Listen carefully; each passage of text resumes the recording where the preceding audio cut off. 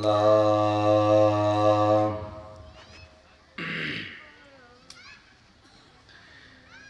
الحمد لله رب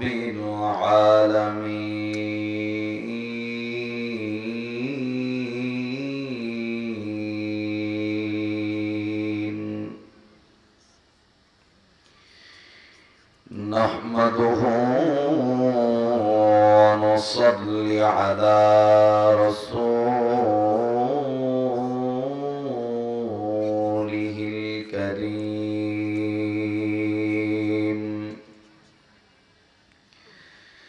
أما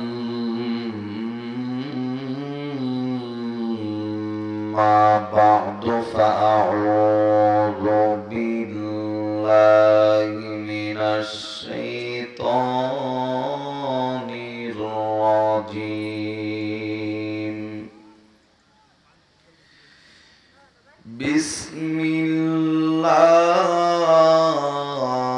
الله الرحمن الرحيم أفحسبتم أنما خلقناكم عبثا وأنكم إلينا لا ترجعون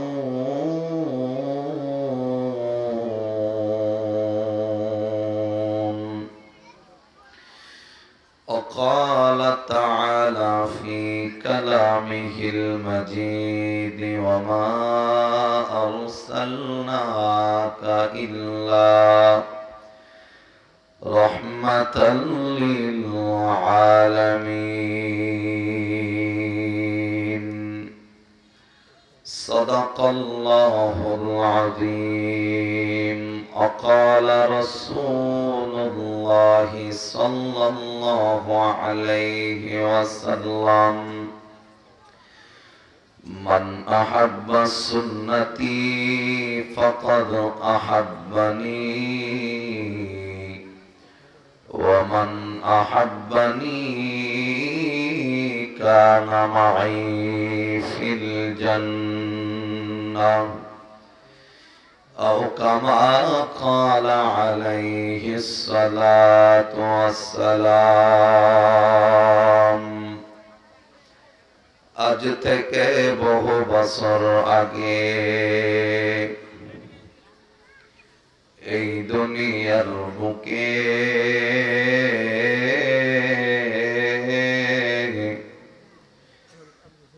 ইসলাম নাম ছিল না কোথাও কোনো মানুষের মুখে মন্দির সদা বাজিত ঘন্টা ছিল না আজান ধ্বনি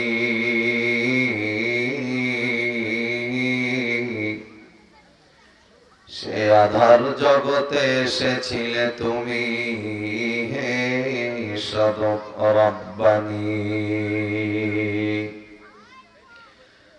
মানুষের মাঝে মানুষ রূপে জন্ম নিয়া মানুষের মন করিলা জয়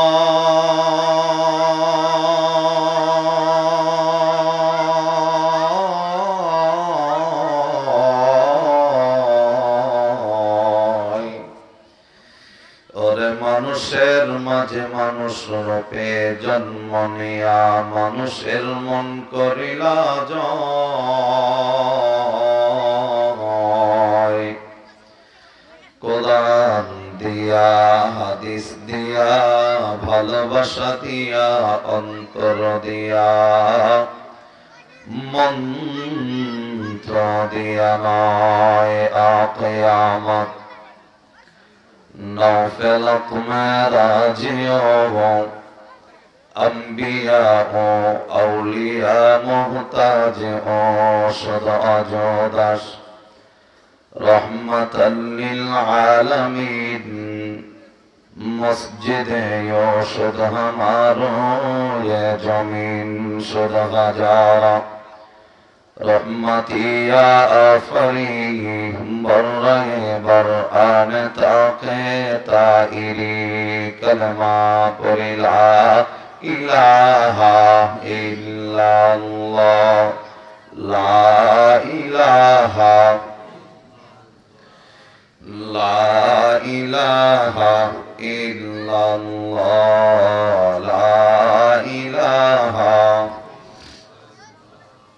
ला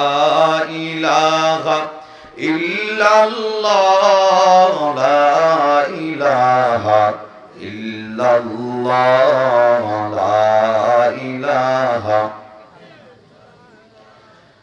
যার দিলে আছে মরণের ভয় আল্লাহ আল্লাহ সব সময় যার দিলে আছে আল্লাহর ভয় আল্লাহ আল্লাহ সব সময় আহার নিদ্রা লাগে না ভালো আহার নিদ্রা লাগে না ভালো ভালো লাগে ইল্লাল্লাহ লা ইলাহা লা ইলাহা ইল্লাল্লাহ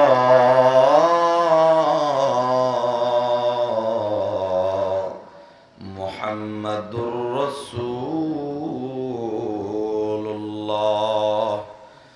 সাল্লাল্লাহু আলাইহি ওয়াসাল্লাম আলহামদুলিল্লাহি রাব্বিল আলামিন।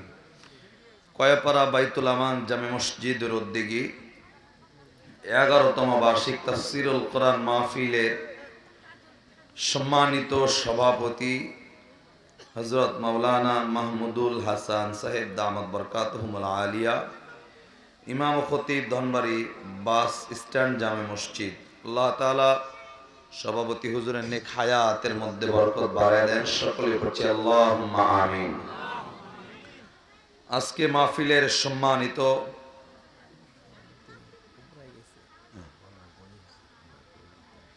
এবং আজকে মাহফিলে সম্মানিত সভাপতি অনুপস্থিত থাকায় যিনি সভাপতির দায়িত্ব পালন করছেন, আমার আগে যিনি আলোচনা করলেন হযরত মাওলানা আব্দুল গনি সাহেব দামাত বরকাতুহুল আলিয়া, আল্লাহ রাব্বুল আলামিন হুজুরের নেক হায়াতের মধ্যে বরকত বাড়ায় দেন, সকলে আবার পড়ছি আল্লাহুম্মা আমিন।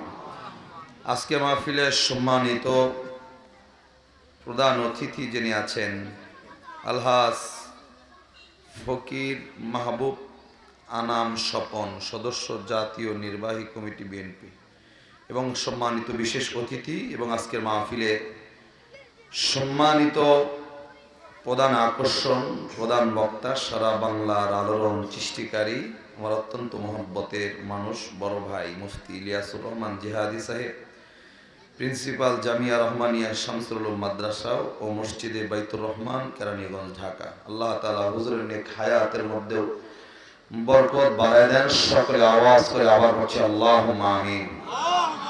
তার আগে যিনি আলোচনা করেছেন হাফিজ মাওলানা রবিউল ইসলাম সাহেব, মুহতামিম তুহফাতুন নিসা মহিলা মাদ্রাসা, কয়াপাড়া, ধনবাড়ি, এবং আজকের মাহফিলে অন্য ওলামায়ে কেরাম, মুরব্বিয়ানে আজম, যুবক ভাই এবং পর্দার আড়ালে অবস্থানগত পর্দা করে বসে থাকা সম্মানিত মা এবং বোনেরা, সকলের কাছে দোয়া চাই।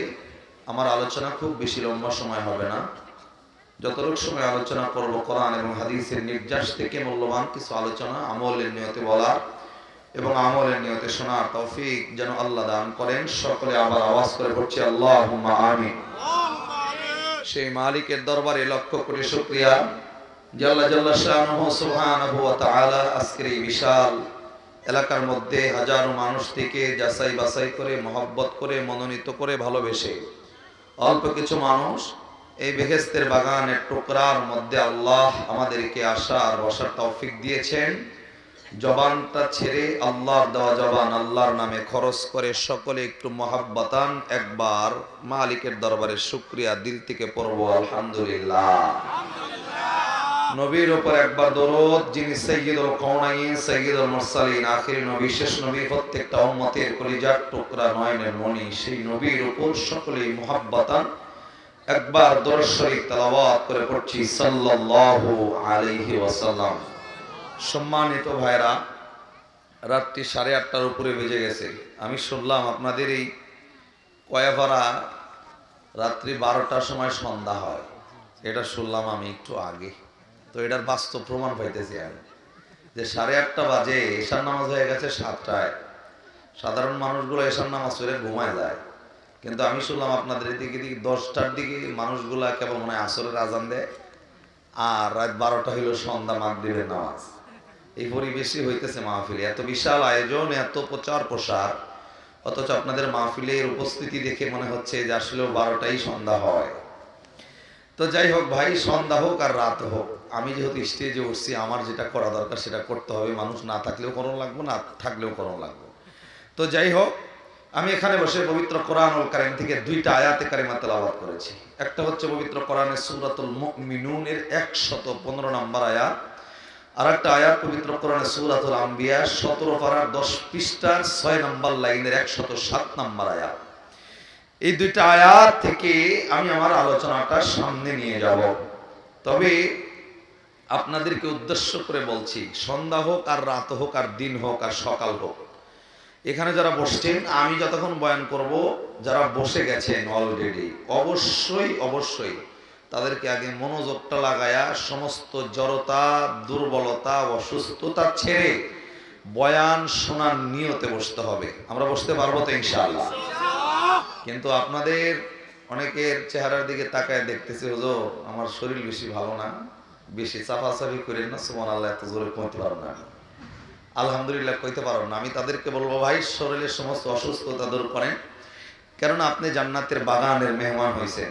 যদিও সন্ধ্যা বলেন আর রাত বলেন, জান্নাতের বাগানের মেহমান হয়েছেন মানে বাহিরে অনেক মানুষ আছে, তাদেরকে আল্লাহ কবুল করে নাই। যেহেতু আপনাদেরকে আল্লাহ কবুল করছেন, আপনি এখানে বসেন নাই, আপনারে কে বসাইছে? আওয়াজ দেন।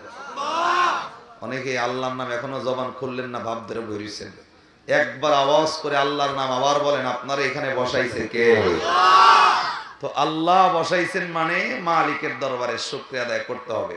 তো আমি বয়ানের শুরুতে আপনাদেরকে বলবো যে পিছনে যারা একটু বসে আছেন চাদর গায়ে দিয়া, এখনো জায়গাটা খুব বেশি গরম হয় নাই।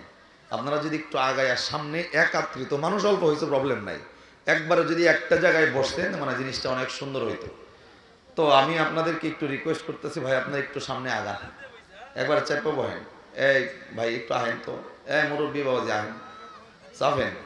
মাঝখানে ফাঁকা জায়গা থাকলে আপনাকেও উঠুন লাগবে আবারও, কারণ মানুষ যখন বেশি হয়ে যাবো তখন আপনাকে আবার আগাইতে বলবে। এর জন্য আমি আগের থেকে চাপাই নেই, আমি বয়ানটা শুরু করি। আসেন, সামনে আসেন, চাপাই না, একদম চেপে বসেন, একদম চেপে চেপে বসেন। মাঝখানে ফাঁকা জায়গা রাখেন না, শয়তান ওয়াসওয়াসা পাবে। মাঝখানে ফাঁকা জায়গা থাকলে শয়তান ওয়াসওয়াসা দেয় মানুষদেরকে, আমরা শয়তানের ওয়াসওয়াসার জায়গাটা দিব না আজকে।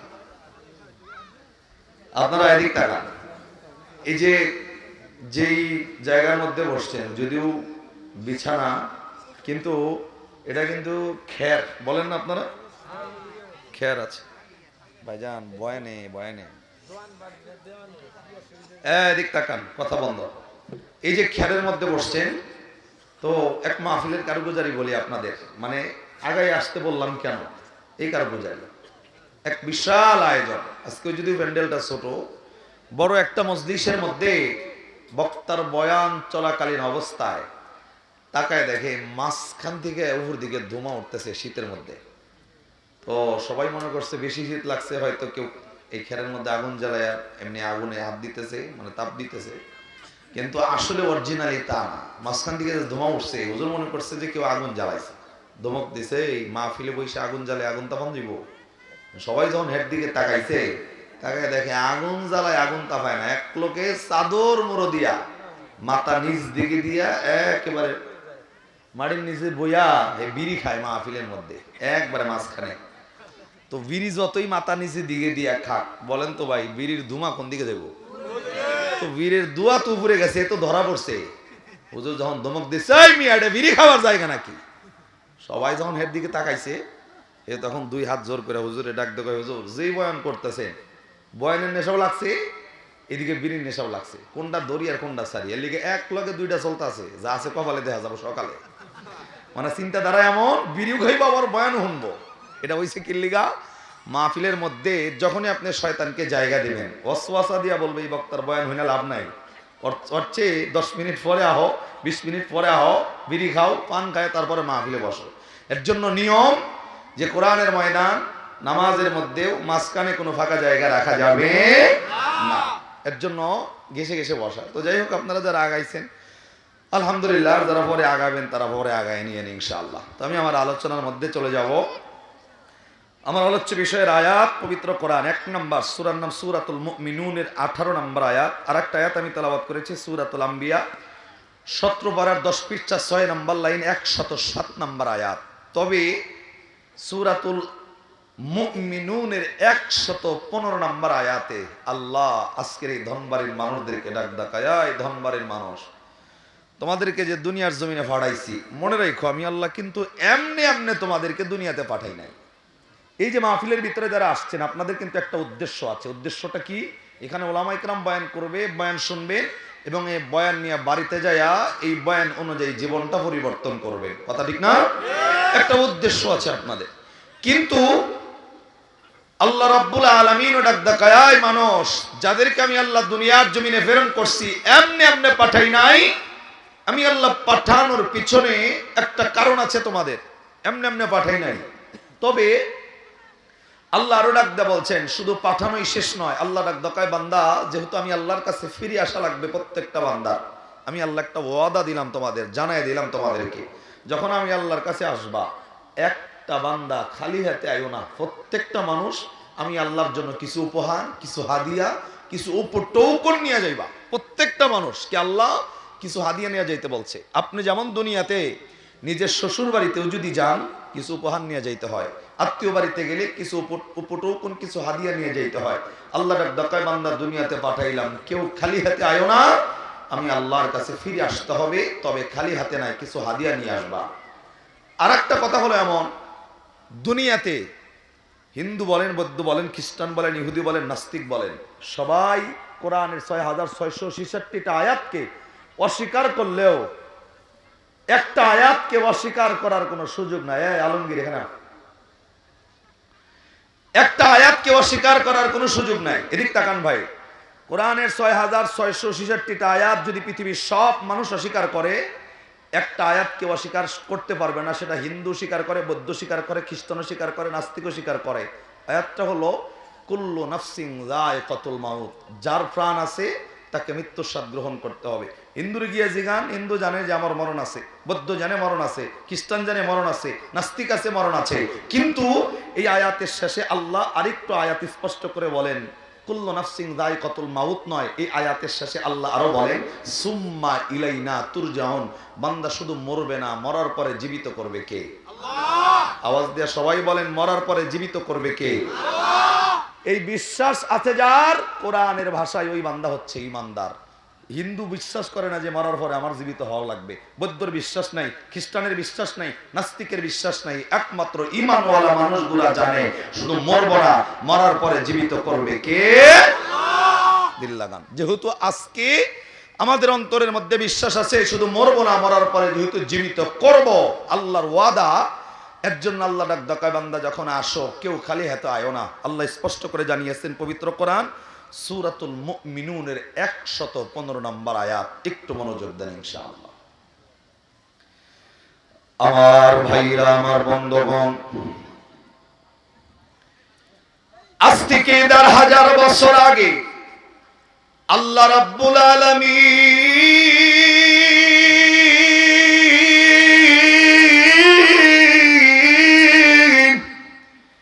একটা পবিত্র কোরআনুল কারীম নাযিল কইরা দিয়া, এই পবিত্র কোরআন আল্লাহ 30টা পারা 114টা সূরা আল্লাহ রাব্বুল আলামিন নাযিল করে। এই কোরআনের অন্যতম একটা সূরা, যেই সূরার নাম হইল সূরাতুল মুমিনুন। আল্লাহ এই সূরাতুল মুমিনুনের 115 নম্বর আয়াত আল্লাহ রাব্বুল আলামিন নাযিল করে আপনাকে আমাকে तमाम বিশ্বের সকল মানুষদেরকে আল্লাহ ডাক কয় মানুষ রে আমি আল্লাহ তোমাদেরকে দুনিয়ার জমিনে প্রেরণ করেছি আরে মানুষ এমনে এমনে আমি আল্লাহ তোমাদেরকে পাঠাই নাই আল্লাহ ডাক কয় বান্দা যেহেতু আমি আল্লাহর কাছে ফিরে আসা লাগবে একটা বান্দা খালি হাতে আইবা না আল্লাহ এটা সূরাতুল মুমিনুনের 115 নম্বর আয়াতে আল্লাহ স্পষ্ট করে আল্লাহ মানুষদেরকে ডাক দিয়া বললেন আফা হাসিবতুম আন্নামা খলাকনাকুম আবাসা ওয়া আন্নাকুম ইলাইনা লা তুরজাউন